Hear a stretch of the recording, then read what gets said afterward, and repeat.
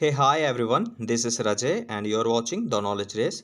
So, this is the practice set number 2 on EVS for your JKSSB Finance Account Assistant and other related exams.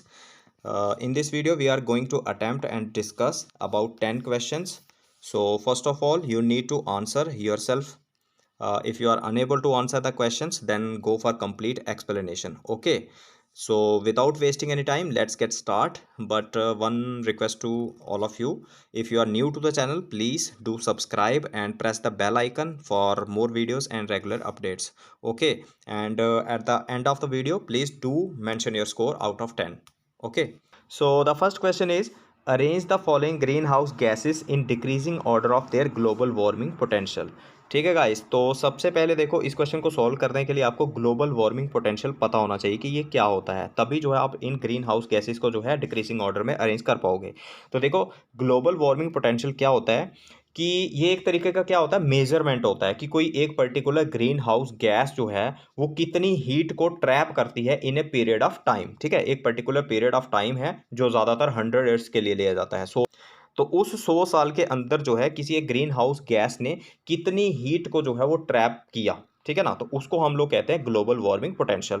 तो अब इस चीज़ को calculate करने के लिए कि अलग अलग गैसेस का अगर हमें ग्लोबल वार्मिंग पोटेंशियल जो है वो कैलकुलेट करना है, तो उसके लिए हमें कोई एक रेफरेंस चाहिए होता है। तो उसके लिए हम लोग क्या करते हैं, CO2 जो है, कार्बन डाइऑक्साइड जो है, उसको रेफरेंस लेते हैं और उसका जो ग्लोबल वार्मिंग पोटेंशियल होता है वो होता है 1। कितना होता है? 1। किसका? CO2 का। ठीक है, तो यहाँ पे आपको पता चल गया होगा कि CO2 का जो है ग्लोबल वार्मिंग पोटेंशियल कितना होता है? 1। तो इसी के कंपैरिजन में, इसी को रेफरेंस लेते हुए हम लोग बाकी जो ग्रीन हाउस गैसेस होती हैं उनका हम लोग मेजरमेंट करते हैं कि उनका कितना कितना जो है ग्लोबल वार्मिंग पोटेंशियल होगा। तो अगर आप लोग अपनी स्क्रीन के ऊपर जो है चार्ट देख रहे हैं तो इससे आपको कंपैरिजन पता चल जाएगा। ठीक है, जैसे हमारे पास यहाँ पे CH4 है, इसका अबाउट जो रहता है 23-24 के आसपास रहता है। उसके बाद जो N2O नाइट्रस ऑक्साइड होती है उसका जो है 296 के आसपास रहता है। उसके बाद जो है SF6, ठीक है ना, सल्फर हेक्सा फ्लोराइड जो होता है, इसका जो है 22,200 के आसपास जो है रहता है।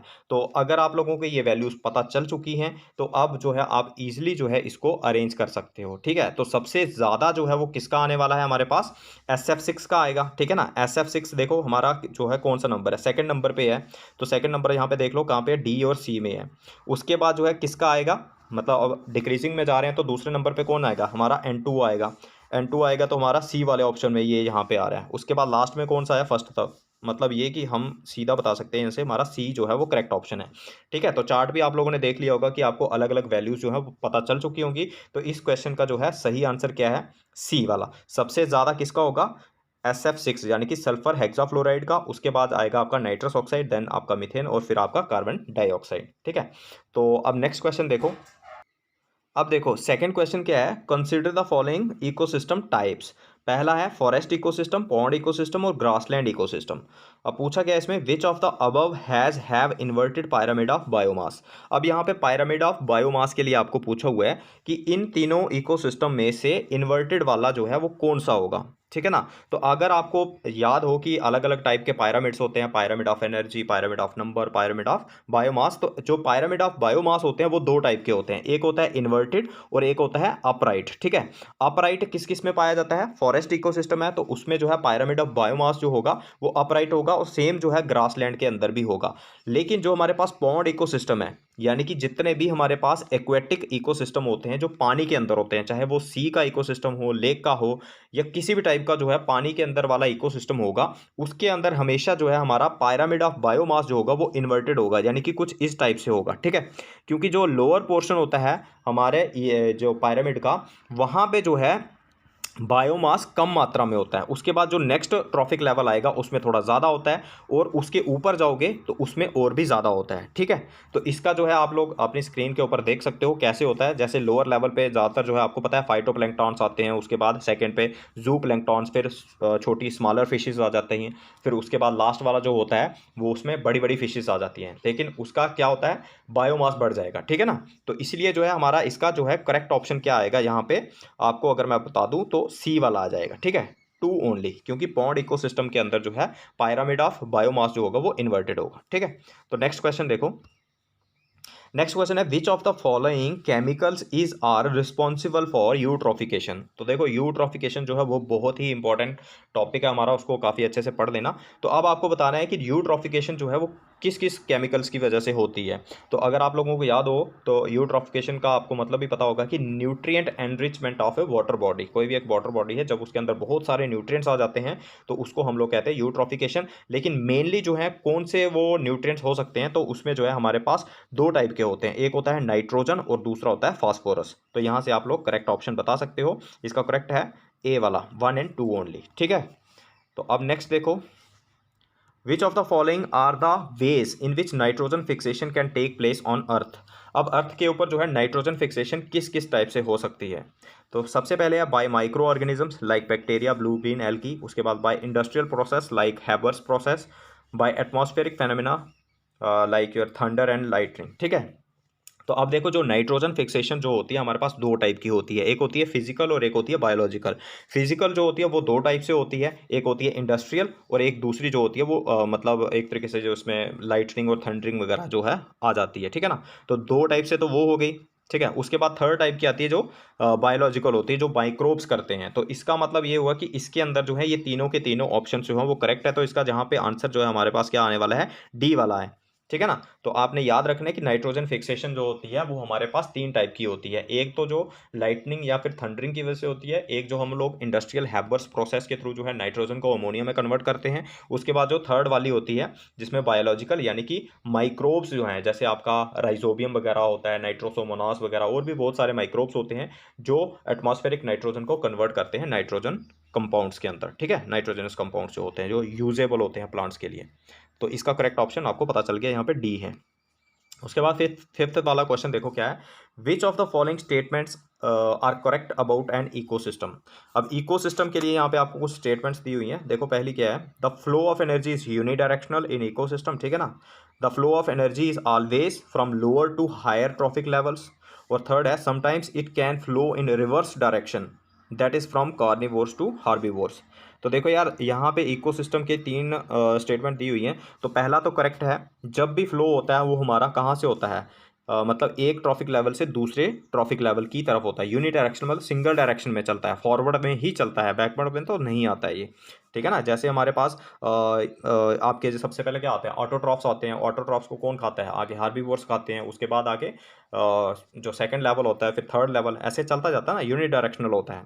तो फर्स्ट स्टेटमेंट तो करेक्ट है, उसके बाद सेकंड वाली भी करेक्ट है, लोअर से हायर ट्रॉफिक लेवल में जाती है एनर्जी। उसके बाद थर्ड वाली जो है ये करेक्ट नहीं है, क्योंकि रिवर्स डायरेक्शन में तो कभी नहीं होता। ऐसा थोड़ी होता है कि सबसे पहले कार्निवोर्स आ गए, उसके बाद हार्बीवोर्स आ गए, फिर उसके बाद प्रोड्यूसर्स आ गए, ऐसा तो नहीं होता। सबसे पहले प्रोड्यूसर, हार्बीवोर्स, कार्निवोर्स, ऐसे करके चलता जाता है। ठीक है ना, तो यहाँ पे जो है हमारी फर्स्ट और टू वाली जो है वो सही है। तो फर्स्ट और टू देखो किसमें है, ए में है, तो ये वाला हमारा करेक्ट ऑप्शन है। नेक्स्ट देखो sixth question, in which of the following industries HFCs are used.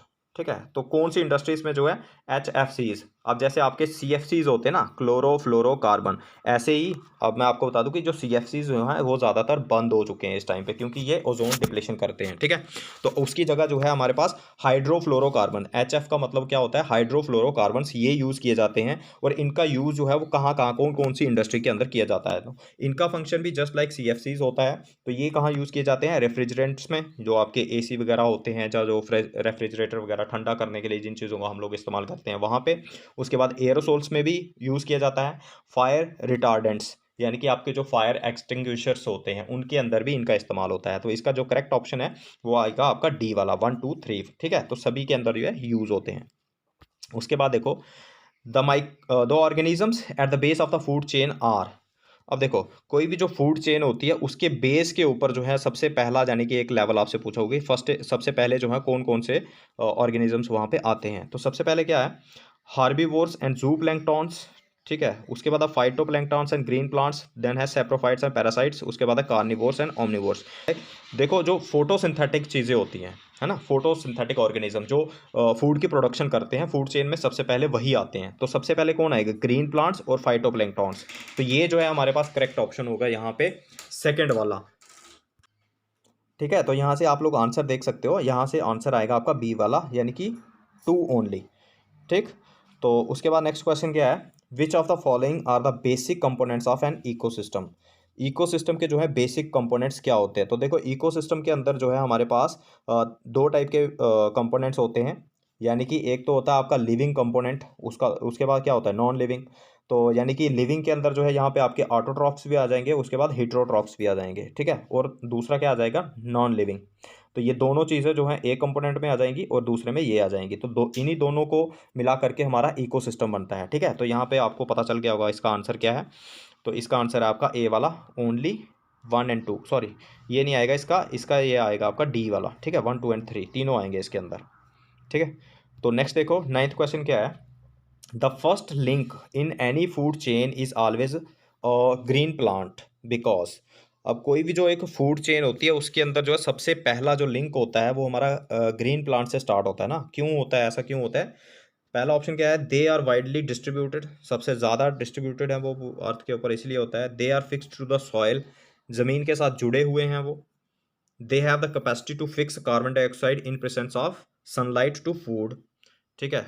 और थर्ड जो लास्ट वाला है, there are more herbivore animals than carnivores. तो यार यहाँ पे सीधा सा जो है हमें पता है कि ग्रीन प्लांट्स जो होते हैं दे हैव द एबिलिटी और the capacity to fix the carbon dioxide in presence of sunlight to food, यानी कि वो फोटोसिंथेसिस कर सकते हैं, फूड की प्रेपरेशन कर सकते हैं, इसीलिए जो है वो फूड चेन के अंदर सबसे पहले आते हैं। तो यहाँ पे करेक्ट ऑप्शन क्या है हमारे पास, सी है, ठीक है। तो देखो लास्ट क्वेश्चन क्या है हमारे पास, every year wild life week is celebrated on. अब यहाँ पे आपको सीधा जो है डेट्स पूछी हुई है कि वाइल्ड लाइफ वीक जो होता है वो कब किया जाता है सेलिब्रेट। तो यहाँ पे जो है हमारे पास 2 अक्टूबर से 8 अक्टूबर है, उसके बाद जो है 15 से 21 है, फिर 1 जून से लेकर 7 जून है, उसके बाद 15 से 21 जून के बीच में है। तो ये आपको अब मतलब एक फैक्चुअल क्वेश्चन है, आपको ये याद रखना पड़ेगा। तो यहाँ पे जो है हमारे पास वाइल्ड लाइफ वीक जो है वो 2 अक्टूबर से लेके 8 अक्टूबर के बीच में जो है मनाया जाता है, ठीक है। तो ऐसे ही जो है क्वेश्चन कई बार फैक्चुअल क्वेश्चन जो है डेट्स के ऊपर बहुत बार पूछे जा चुके हैं आपके एग्जाम में। तो ऐसे ही आपको वर्ल्ड एनवायरनमेंट डे भी जो है पूछा जा सकता है, तो वो आपको पता होना चाहिए। जैसे 5 जून को जो है वो हर साल मनाया जाता है, ठीक है गाइस। तो ये थे हमारे 10 क्वेश्चन। तो आप लोगों का जो है आउट ऑफ 10 कितना स्कोर है प्लीज़ कमेंट सेक्शन में नीचे मुझे बताओ। और बाकी बहुत सारे वीडियोस जो हैं हमारे एमसीक्यूज़ के प्रैक्टिस वाले जो हैं वो हमारे चैनल के ऊपर अवेलेबल हैं, आप लोग देख सकते हो उनको और हेल्प ले सकते हो वहाँ से। तो मिलते हैं नेक्स्ट वीडियो में, तब तक के लिए हैप्पी लर्निंग।